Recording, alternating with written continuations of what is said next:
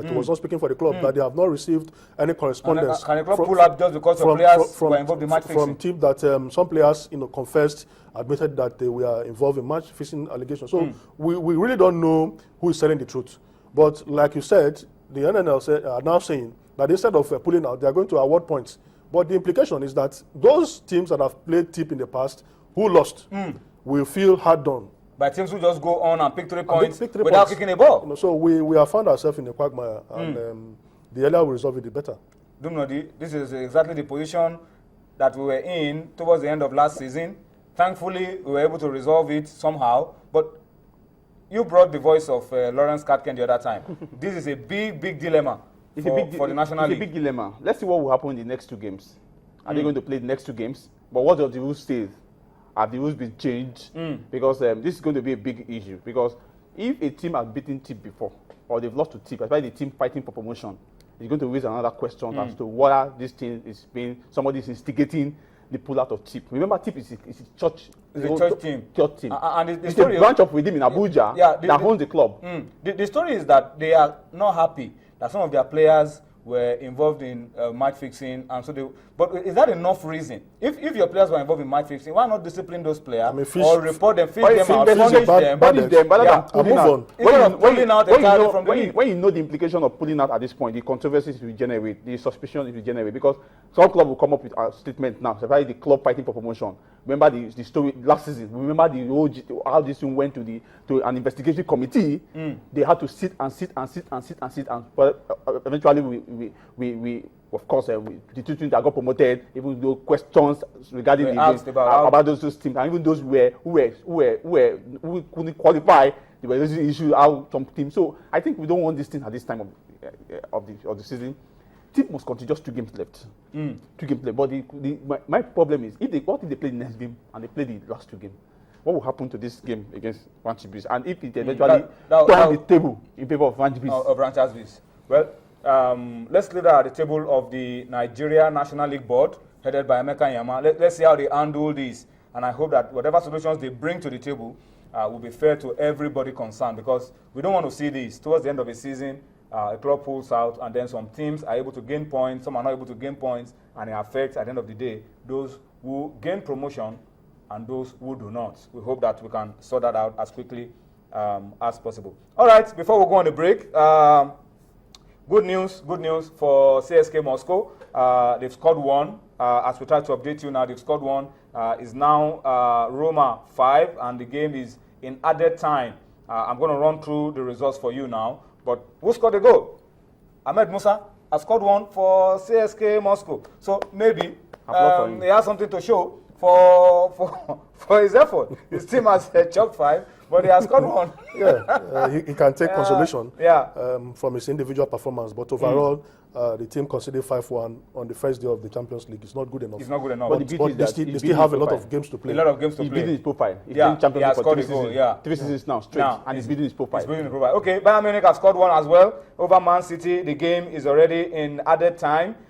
We told you before, Ahmed Musa has scored 1 for CSK Moscow. Ajax and PSG is 1-1. Full time, the game is over, and it has ended 1-1 in Ajax. Barcelona are still holding on to their 1-0 lead over Apoel Nicosia. The game is already in added time. Chelsea and Schalke, also in added time, is 1-1. And Maribor and Sporting still 0-1. Okay. I'm seeing 0-1 here, but I'm seeing 1-1 on the screen. Okay, maybe it's 0-1 to Sporting so far in that game. 0-1 to Sporting. Nick Maribor. Okay, 1-1. 0-1 to Sporting. That's what we have here, but on the screen is reading 1-1. So maybe we'll correct that later on. Nick Maribor 0, Sporting 1 in that game. Then in the okay, 1-1. It's 1-1. Actually 1-1. What you have on your screen is very correct. And then in Group H, which is the last Champions League group, Atletico Bilbao and Shakhtar Donetsk still playing out a 0-0 draw, and FC Porto have scored 1 more. It's 6-0 against Bate Borisov. Game over. It's full time in that one. Game over. FC Porto 6-0 over Bate Borisov. All right. These are the results from the UEFA Champions League matches played today. All right. Gentlemen, I must thank you so much for your time. Now, Dumnodi, I will excuse you now. Tunde Koiki will be joining us on Sports Tonight. But during the break, let's take you to Dortmund and bring you highlights of how Borussia Dortmund humbled Arsenal yesterday in the UEFA Champions League. We'll come back for more on Sports Tonight. At how he's played in this first half. Now, Ciro Immobile scything through the Arsenal defence here. Still going. Still Immobile!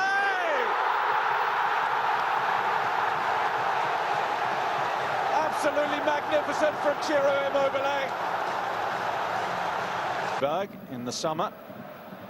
Here's Aubameyang. Grosskreutz. Back to Aubameyang. Beyond Chesney. Aubameyang! Two devastating blows for Arsenal either side of half-time. First it was Immobile. Now Pierre-Emerick Aubameyang puts Arsenal to the sword. Well, he's just drove a truck straight through that Arsenal defence, hasn't he? There's nothing complicated about it. A simple enough 1-2 with Grosskreutz. It's a good ball. At this point, you think, no, he's lost the chance. He's lost his footing. He does ever so well to regain his balance and slot it home. But what a body blow that is to Arsenal. Could Chesney have done a little bit more, committed himself? He slipped himself as he came out. Another catalogue of errors defensively for this Arsenal team.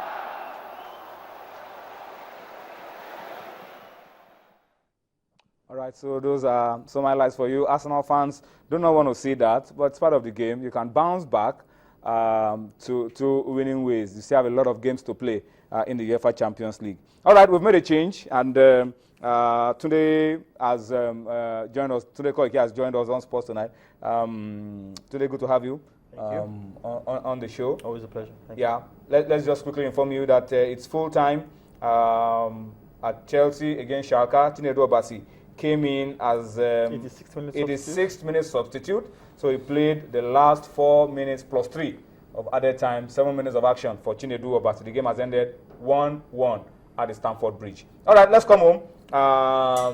Let's start with the girls. Oye,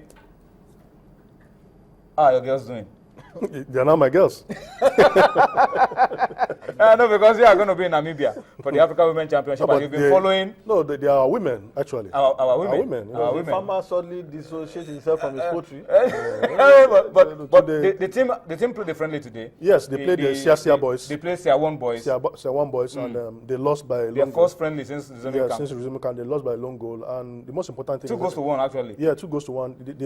They are playing friendlies. On the pitch, they are playing, but off the pitch, so the stories we are hearing are not pleasant. We learned that the team is owing the hotel. The team cannot be owing hotel. It's the NFF that is owing hotels. No, but because this is a property of the Nigerian Football Federation. Yes, but they have not been. The hotel management are complaining that they are owing them, and they are just because of national interest. Trying to accommodate these girls. I don't think that is not what we want to hear at this period. The girls need to concentrate. They need all the attention, all the encouragement that they need at this moment to excel. We cannot ask them for so much if we don't give them what they need to prepare very well. And you spoke about the training already behind schedule. Yes. And even now that the training is behind schedule, way behind schedule, and still things are not at tip-top shape for the girls. The problem is that the NFA is severely distracted and also have problems. Even when they were not distracted. But even apart these from guys that, have always been at the short end of the stick. But then again, unfortunately, Sisi is not here tonight, but Sisi will always tell you that the girls don't get close to what the boys are getting. I agree, but then there's also the issue of finance. They don't. The NFA is cash strapped, and that is the truth. Just recently, we heard that Golden Eagles coach is being owed salary. He's being owed 6 months salary. Yeah, 6 months for a married man with children and dependents.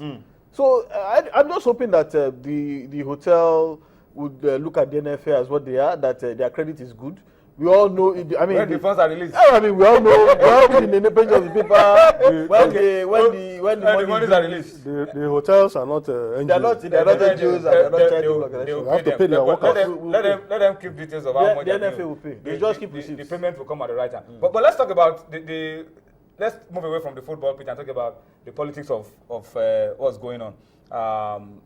Warri is hosting. Yes. I think there's no argument about that General anymore. Congress?